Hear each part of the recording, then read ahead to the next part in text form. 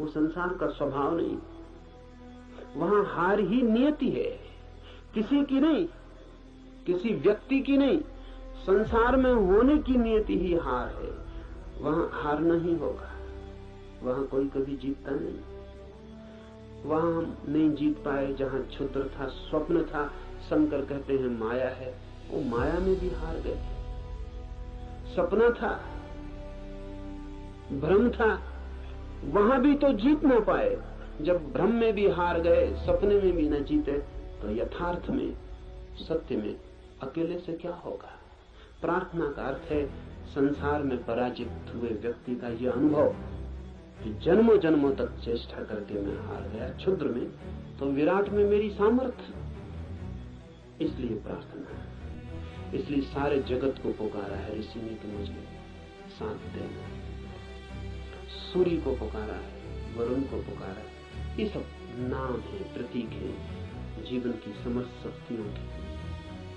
सूर्य को पहले पुकारा है क्योंकि सूर्य हमारा जीवन है, उसके बिना हम नहीं होंगे। हमारे भीतर सूर्य ही जीता है, जलता है। उधर सूर्य बुझ जाए, यहां हम बुझ जाए। सूर्य ही हमारा प्राण है, इसलिए पुकारा, कहा वायु को नमस्कार है। विशेष रूप से वायु को नमस्कार कहा है इस प्रार्थना में, क्योंकि तुम प्रत्यक्ष ब्रह्म हो। अजीब सी बात, थोड़ा सोचिए, बड़े मजे की बात है, क्योंकि वायु है बिल्कुल अप्रत्यक्ष और सब चीजें प्रत्यक्ष। सूर्य को कहा होता प्रत्यक्ष ब्रह्म हो, जीते जागते जलते प्रखर, समझ में आता। सूर्य को नहीं कहा प्रत्यक्ष ब्रह्म, कहा वायु को जो बिल्कुल दिखाई पड़ती नहीं, बिल्कुल अप्रत्यक्ष। कहां है प्रत्यक्ष वायु? सिर्फ अनुमान है कि है,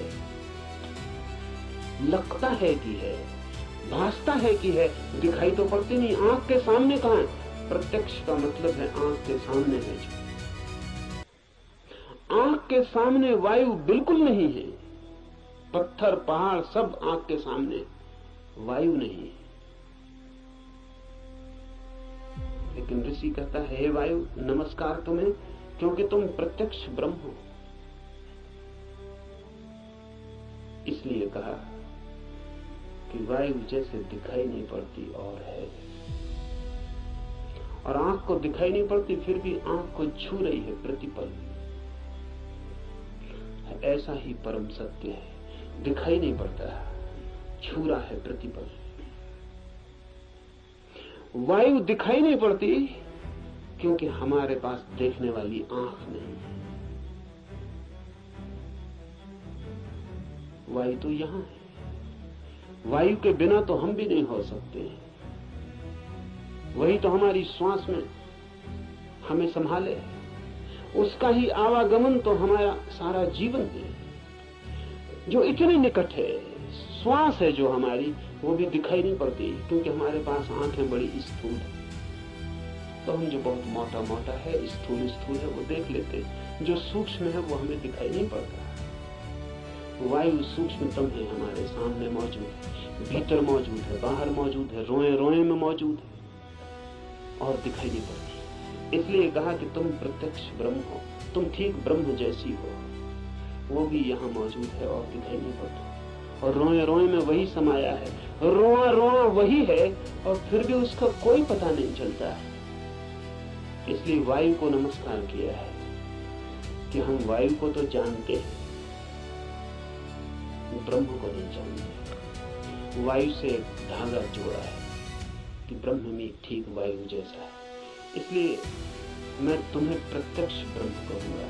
इसी कहता है वायु को सत्य और ऋत के नाम से भी कहूंगा, क्योंकि तुम ठीक उस जैसी हो जो है और जिसका हमें पता नहीं, जो हम स्वयं हैं और जिसका हमें पता नहीं, जो अभी और यहाँ सदा से मौजूद है और हमें उसका पता नहीं। लेकिन ये खोज पूरी हो सके अगर सब देवता रक्षा करें। देवता से अर्थ है सदा से जीवन की अनंत अनंत शक्तियां, और जीवन है एक विराट जाल अनंत शक्तियों का। आपका होना भी एक विराट जाल है अनंत शक्तियों का। मिलता है आप में सूर्य, मिलता है वरुण, मिलता है इंद्र, मिलती है वायु, मिलती है अग्नि, मिलती है पृथ्वी, सब कुछ मिलता है आकाश, सब आप में मिलते हैं। अगर एक व्यक्ति को हम पूरा का पूरा जान ले तो हमने बीज रूप में समस्त अस्तित्व को जान लिया। सब कुछ उसमें है, सबका दान उसमें है, सब मिलकर ही उसका अस्तित्व है। इन सब की सहायता की प्रार्थना है, लेकिन क्या सूर्य सहायता करेगा?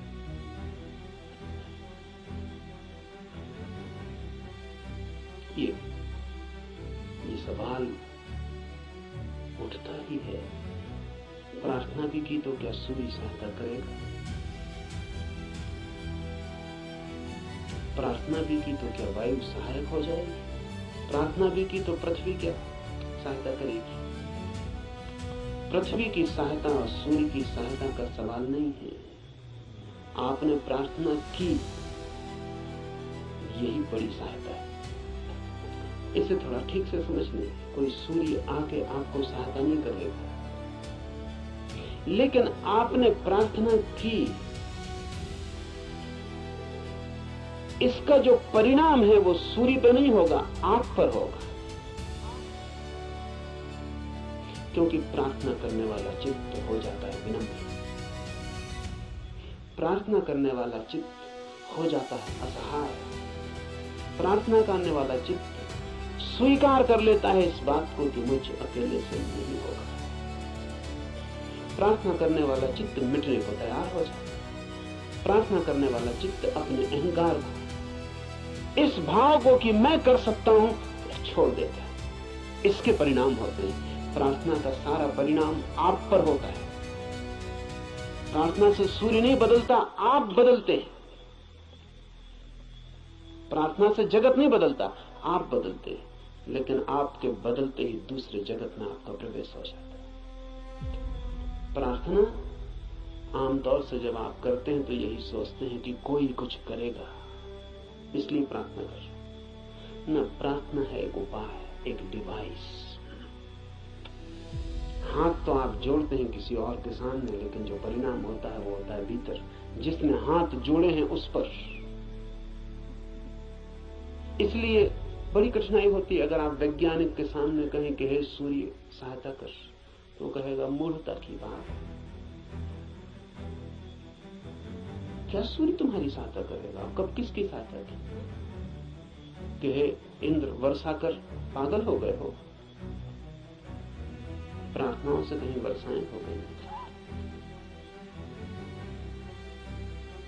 वैज्ञानिक ठीक कहता है, न तो सूर्य आपकी सुनेगा, न बादल आपकी सुनेगी, न हवा आपकी सुनेगी, कोई आपकी नहीं सुनेगा। लेकिन आपने पुकारा, ये आपको बदल जाएगा। आपने कितने जोर से पुकारा, उतनी गहरी हूक आपके भीतर प्रवेश हो जाएगी। अगर आपके पूरे प्राण पुकार उठे तो आप दूसरे ही आदमी हो जाएंगे।